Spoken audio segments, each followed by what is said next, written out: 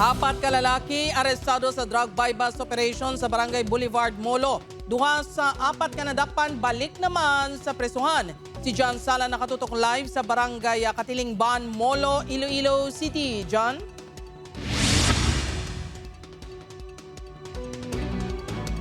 Jert, wala ginadudla ang duha ka mga lalaki matapos nga liwat sila madakpan kaupo ng ilang mga kaupdanan sa isa ka drug buy-bust operation. Naaktuhan mismo ang mga sospek nga nagapot session.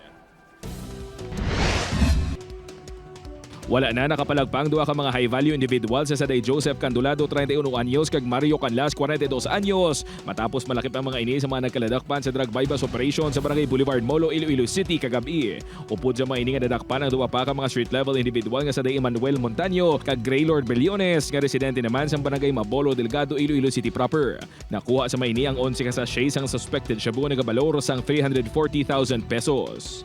Ongoing ang pot session pag sulod na sa ila nga nag-declare buy-bust. Si Emmanuel kag si Graylord ni nagapa-pot session pag labot na sa ila balay.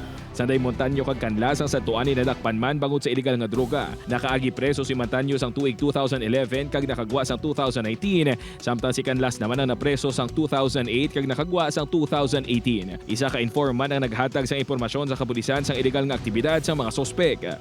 Nagapanguhan gid sila sa pulis nga tani sir masolusyonan yun kay damo nagasulod gwa nga hindi nila kilala. Dugang pa ni Captain Inod, masami ginadagdag lang sa mohon terminal sa arrival ang supply sang droga para sa mga sospek kag ginaripak sa mga ini agud ibaligya man sa ilang mga parokyano. Ang isa sa mga arestado nga si Bilyones ang anay tukhang surrender man. Gintinguan sa news team makawan sang bahin ang mga arestado apang nagpaiway na sila nga magpa-interview.